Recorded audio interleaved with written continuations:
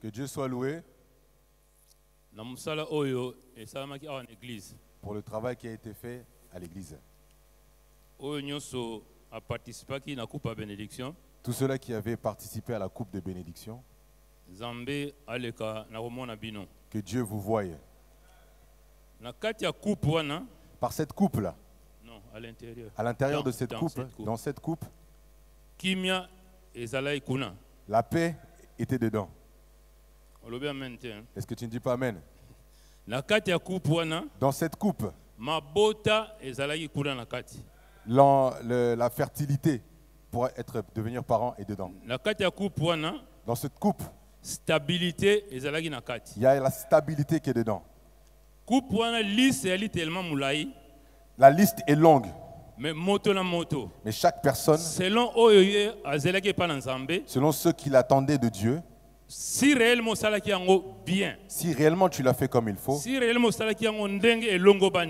tu l'avais fait comme cela est demandé, je te confirme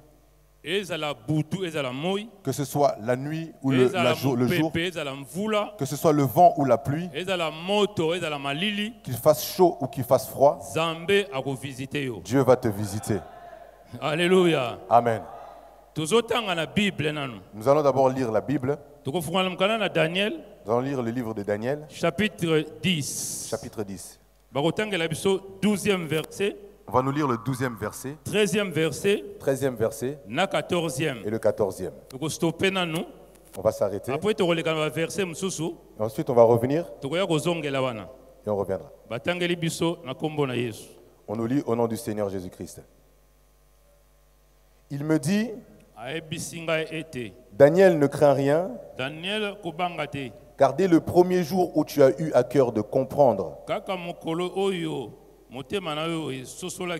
et de t'humilier devant ton Dieu, tes paroles ont été entendues, et c'est à cause de tes paroles que je viens. Le chef du royaume de Perse m'a résisté 21 jours, mais voici, Michael, l'un des principaux chefs, est venu à mon secours, et je suis demeuré là auprès des rois des Perses. Je viens maintenant pour te faire connaître ce qui doit arriver à ton peuple dans la suite des temps, car la vision concerne encore ces temps-là. Amen. Amen.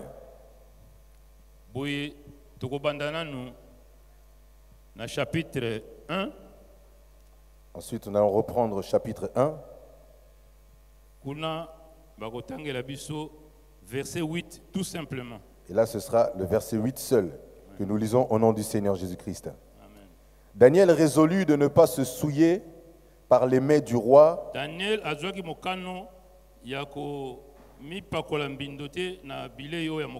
et par le vin dont le roi buvait. Et il pria le chef des eunuques de ne pas l'obliger à se souiller. Amen. Amen. Nous commençons par là. Pourquoi? Parce que au final, que tu puisses voir la vie de Daniel, l'homme dont on va parler, par rapport à toi qui es en face de Dieu. Et justement, cette affaire qui était arrivée à Daniel. La Bible nous montre que sur cette histoire, Daniel, à l'époque, ils étaient dans l'esclavage. Le roi de ce temps-là, c'était Nebuchadnezzar, avait donné l'ordre à ses serviteurs, choisis parmi les enfants d'Israël qui viennent de Juda, ceux qui avaient une belle figure, ceux qui étaient intelligents, ceux qui étaient sages. On va leur apprendre notre langue pour qu'ensuite, qu'ils puissent servir dans la cour royale. Parmi ces gens, Il y avait Daniel et ses compagnons. Maintenant, écoute bien. Le roi lui-même s'était occupé de leur nourriture. Il leur avait dit, ça c'est moi qui vais prendre ça en charge. Leur nourriture, la nourriture du roi, tout ce qui restait, c'était resté pour les serviteurs. Et même le vin devait aussi suivre.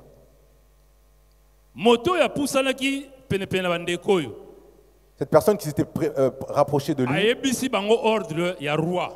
leur avait donné l'ordre du roi. Daniel avait dit ceci. Vraiment, en tout cas pour nous, la nourriture du roi là et le vin, on ne va pas le boire. Donne-nous le pain et des légumes. Le gars a dit non. Mais vous me cherchez des problèmes. Puisque le programme est après 10 jours. Parce que le programme était qu'après 10 jours, qu'on puisse les apporter près du roi. Pour qu'on puisse les présenter. Alors lui qui a apporté la nourriture, dans sa tête il s'est dit que si ces gens ne boivent pas du vin, s'ils ne mangent pas la nourriture du roi, ils risqueraient de manquer de vitamines. Il risquait de, quand en allant près du roi, ça allait se voir que ces gens n'avaient pas la bonne santé. Alors lui il s'est dit, mais vous risquez ma propre tête si on risque d'être décapité. La Bible dit, Dieu avait fait grâce à Daniel. Tel que tu es là. Toute décision que tu vas prendre pour refuser le péché, Dieu te fasse grâce. Même si on insiste, même si tu l'as fait plusieurs fois, tel que tu avais participé à Sainte-Seine, si tu avais bien participé, que Dieu te fasse grâce, que tu puisses venir témoigner que depuis que j'avais mangé la Sainte-Seine, tel péché j'avais pris la décision, jusqu'aujourd'hui je ne suis jamais retourné dedans, et la gloire reviendra à Dieu et Dieu te bénira. Alléluia. Amen. Alléluia. Amen. Dieu avait fait grâce. Ce chef avait accepté. Après 10 jours, les gens qui mangeaient les mets du roi, ceux qui buvaient du vin,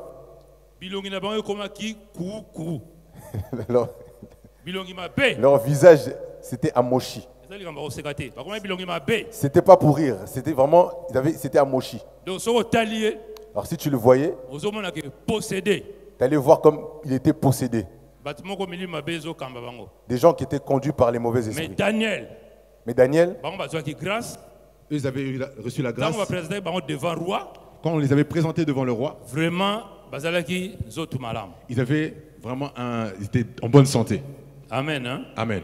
Est-ce que vous me suivez bien? Ça, c'est la première chose. Avant qu'on puisse rentrer dans notre sujet, prenons d'abord ces exemples. Donc, il faut retenir. La première chose à retenir, c'est qu'il avait refusé de se souiller. Se souiller. En dehors de l'alcool, ce sont aussi des mauvaises discussions. Vous parlez des serviteurs de Dieu. Tu parles des enfants de Dieu. Tu parles du mal de ces gens. Ça souille les gens. Alléluia. Amen. Mais lui avait refusé ces choses. Prenons le deuxième point. C'était dans Daniel 6.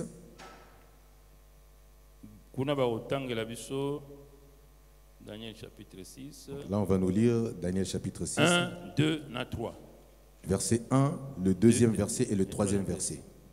Nous lisons Daniel 6, verset 1 à 3, au nom du Seigneur Jésus-Christ. Amen. Darius trouva bon d'établir sur le royaume 120 satrapes qui devaient être dans tout le royaume.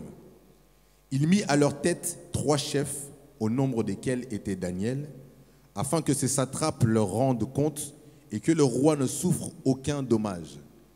Daniel surpassait les chefs et les satrapes parce qu'il y avait en lui un esprit supérieur et le roi pensait à l'établir sur tout le royaume. Amen. Amen. Daniel, le roi avait une pensée d'établir 120 personnes. Pour qu'ils puissent gérer les affaires du royaume. Sur les 120, il fallait 3 coiffer 120. Il fallait qu'il y en ait 3 qui soient responsables de ces 120. Et sur ces 3-là, il fallait Daniel il fallait Moko Abima. Il fallait qu'il y en ait un qui soit supérieur. Et ce 1, cette supérieur, c'était Daniel. La Bible dit, puisque Daniel avait un esprit supérieur. Un esprit supérieur, c'est tout simplement l'esprit de Dieu. C'est l'esprit de Dieu. Si réellement cet esprit habite en toi, excellence et il y aura de l'excellence dans ta vie. Amen. Amen. Amen. Amen. Donc, il ne voulait pas se souiller. L'esprit supérieur en lui. Il avait l'esprit supérieur en lui. L'esprit supérieur. Et cet esprit supérieur, c'est Dieu qui le met dans l'homme. L'esprit de Dieu, il le met dans l'homme. Et la Bible dit que Dieu donne son esprit à ceux qui lui obéissent. Donc si tu n'obéis pas à l'esprit de Dieu, si tu n'obéis pas à la parole de Dieu, ce qui est en toi, toi-même tu sais. Mais ce qui est de la Bible, c'est seulement pour ceux qui obéissent à Dieu. Est-ce que tu ne dis pas Amen? Ça devient difficile. Alléluia. Amen. Alléluia. Amen. Amen. Reçois la paix, l'esprit de Dieu est en toi. Applaudissons pour le Seigneur. Amen.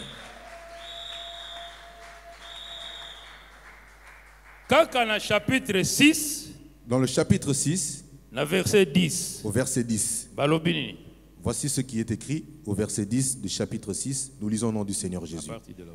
Lorsque Daniel sut que les décrets étaient écrits, il se retira dans sa maison où les fenêtres de la chambre supérieure étaient ouvertes dans la direction de Jérusalem. Et 3 fois par jour, il se mettait à genoux, il priait, il louait son Dieu comme il le faisait auparavant. Amen. Amen. Sur le 3e point. Sur le 3e point que nous avons ici. Vous voyez que Daniel c'était un homme de prière. C'était un homme de prière. C'était un homme qui priait beaucoup. On ne va pas reprendre toute l'histoire de la façon dont on avait interdit la prière. Parce que le sujet, ce n'est pas justement cela. Nous voulons juste montrer ce que Daniel était. Comment est-ce qu'il conduisait sa vie devant Dieu. Donc malgré l'interdiction, comme il avait l'esprit supérieur, comme il obéissait à Dieu, Daniel a préféré d'abord continuer à obéir à Dieu que d'obéir aux hommes. Vous allez voir quelqu'un qui prie, qui sont des fois liés aux choses de coutume. J'espère que ce n'est pas ton cas. J'espère que ce n'est pas ton cas. Maintenant, chapitre 10. Revenons au chapitre 10. 12, 13 et 14. Là, on nous avait lu le verset 12, 13 et 14. Allez-y, tu peux lire. On va partager, on peut relire ça. Chapitre 10, verset 12 à 14. Nous lisons au nom du Seigneur Jésus. Il me dit, Daniel, ne crains rien, car dès le premier jour où tu as eu à cœur de comprendre et de t'humilier devant ton Dieu, tes paroles ont été entendues, et c'est à cause de tes paroles que je viens. Le chef du royaume de Perse m'a résisté 21 jours, mais voici, Michaël, l'un des principaux chefs, est venu à mon secours, et je suis demeuré là auprès du roi des Perses. Je viens maintenant pour te faire connaître ce qui doit arriver à ton peuple dans la suite des temps, car la vision concerne encore ces temps-là. Alléluia. Amen. Alléluia. Amen. Nous tous, nous avons entendu. Daniel Oyo. Ce Daniel, comment est-ce qu'il marchait avec Dieu? Comment est-ce qu'il était avec Dieu? Mais la Bible nous dit ceci. Un jour, il était rentré en prière. Quelqu'un s'il rentre en prière, quelqu'un s'il rentre en service, c'est pour que Dieu puisse lui répondre. Alléluia. Amen. Parce que Dieu, c'est un Dieu de réponse. Dieu ne peut pas laisser quelqu'un s'il n'a pas la capacité à répondre à quelqu'un. Comme Dieu avait la capacité incalculable, insondable, s'il envoie un service, c'est pour que ses enfants puissent en bénéficier. Ici Daniel, quelqu'un qui n'avait pas accepter la souillure. Quelqu'un qui craignait Dieu. Lui qui avait une vie de prière. Il est rentré en prière. Il est rentré en jeûne. Mais la réponse ne se faisait pas recevoir. Il n'avait pas reçu de réponse.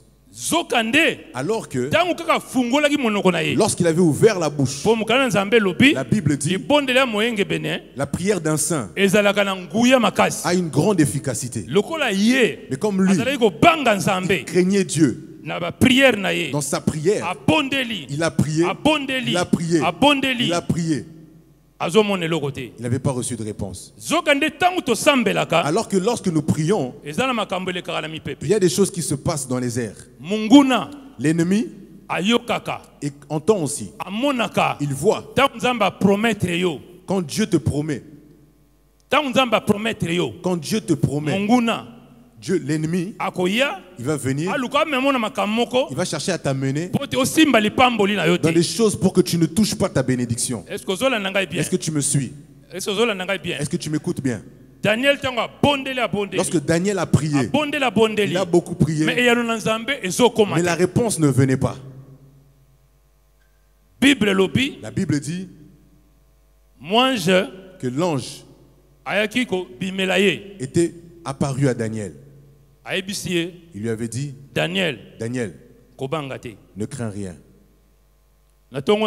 Ce matin, toi aussi ne crains rien. Si tu avais la peur en toi, reçois la paix. Parce que ce matin, l'intervention divine va se faire. Alléluia. Amen. Il lui a dit ceci. Le jour où tu avais ouvert la bouche et que tu as eu la pensée de chercher Dieu avec humilité, en restant dans sa présence, ce jour-là, la réponse était déjà sortie. Alléluia. Amen. Les choses de Dieu, ça se passe en esprit. Lorsqu'on te dit que dans la coupe de bénédiction, il y a la fécondité. Quand tu vas savoir que Dieu t'a donné, quand Dieu t'a déjà donné, tu ne verras pas ça dans les yeux. Ça se passe en esprit. Mais il y a le temps de Dieu. Mais le temps de Dieu qui va se manifester et tu vas bénir Dieu. Tu vas bénir Dieu. L'ange lui avait dit, le jour, déjà la réponse était arrivée. Mais c'était resté. Qu'est-ce qui s'est passé? Qu'est-ce qui s'était passé? Un mauvais esprit. Vous voyez? Michael pour intervenir pour l'ange qui avait la réponse. Parce que celui qui avait la réponse ne pouvait pas passer. Parce que les anges, leur puissance a un certain degré.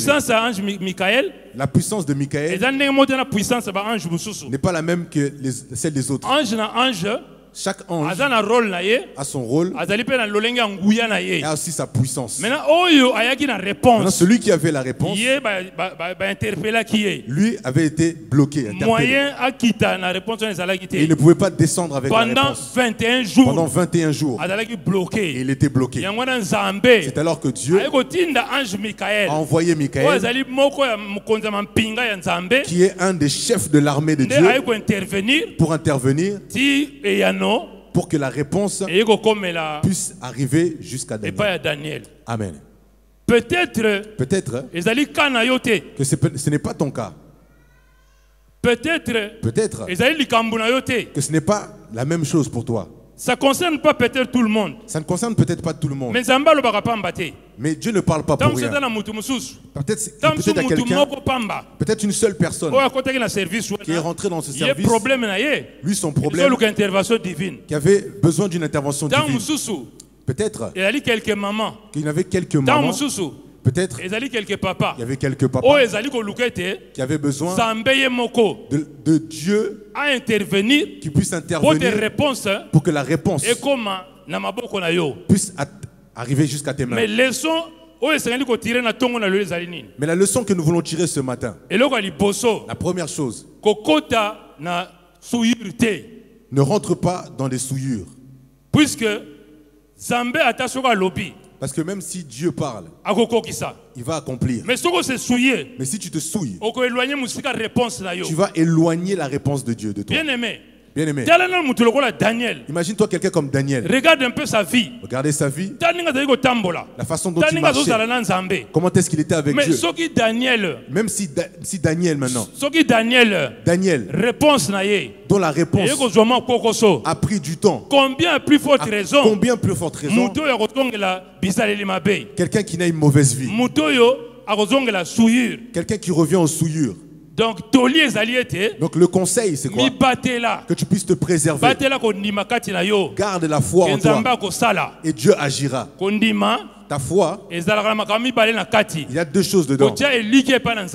Mettre ton espérance en Dieu et obéir à sa parole. Pour voir si c'est bien fait. Et pas seulement croire par la bouche. Daniel, nous avons vu, un homme de prière. Il était un homme de prière. Bien-aimé. Dieu a promis. Dieu va accomplir. Mais là où toi tu es, ne retiens pas tes mains.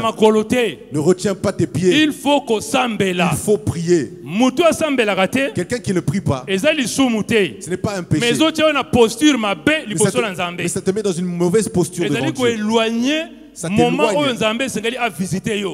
Ça t'éloigne le temps que Dieu doit te visiter. Parce que la famille, le peuple de Dieu, s'il y a service, souvent les gens se donnent. C'est normal parce qu'il y a service. Mais après service, est-ce que la continuité de vie de prière est... La Bible dit, pour Daniel, il y a eu interdiction. Mais Daniel était toujours attendre chercher Dieu. 3 fois par jour.